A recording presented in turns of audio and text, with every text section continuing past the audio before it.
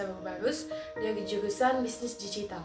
Nah, dalam video ini saya akan mempresentasikan hasil analisis saya mengenai ketahanan negara Polandia berdasarkan teori Asa-Gatra.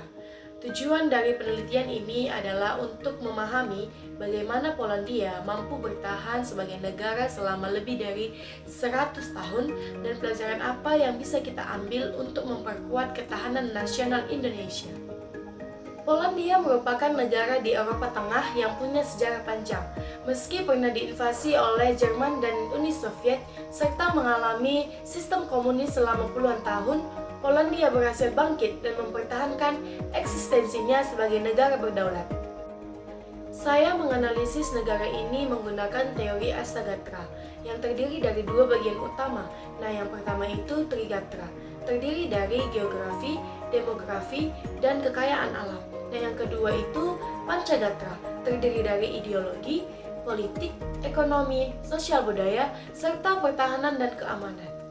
Dari sisi Trigatra, Polandia memiliki letak geografis strategis dan sumber daya seperti batu bara, tembaga, serta sektor pertanian yang kuat. Dari sisi demografi, penduduknya nasionalis dan terdidik. Sementara dari sisi Pancagatra, Polandia menganut sistem demokrasi parlementer yang stabil, ekonomi yang berkembang, serta budaya nasional yang kuat dan kohesif. Yang paling menonjol adalah pertahanan dan keanggotaannya dalam NATO yang menjadikan Polandia aktif untuk menjaga keamanan kawasan di Eropa. Faktor dominan yang membuat Polandia bertahan adalah transisi politik yang berhasil dari komunisme ke demokrasi serta pertahanan nasional yang adaptif terhadap ancaman global. Apa pelajarannya untuk Indonesia? Kita belajar bahwa ketahanan nasional tidak cukup hanya dari kekuatan militer, tapi juga dari stabilitas politik, ideologi yang kuat, dan pengelolaan sumber daya yang bijak.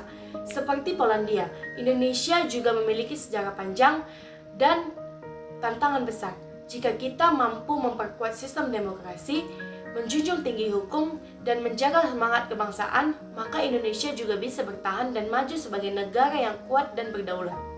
Sebagai mahasiswa, kita bisa berkontribusi melalui hal-hal sederhana namun bermakna, seperti meningkatkan literasi politik dan memahami pentingnya demokrasi, menjaga toleransi antar suku dan agama di lingkungan sekitar, ikut aktif dalam organisasi sosial, menjadi agen perubahan di masyarakat, dan terus belajar, membaca, dan menyebarkan wawasan kebangsaan seperti yang kita lakukan dalam video ini.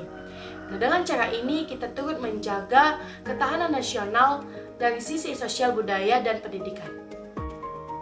Terima kasih telah menyimak video ini. Semoga apa yang saya sampaikan bisa menjadi inspirasi dan semangat untuk bersama-sama menjaga ketahanan negara kita, Indonesia. Mari jadi generasi muda yang tangguh dan cinta tanah air. Sampai jumpa dan salam nasionalisme.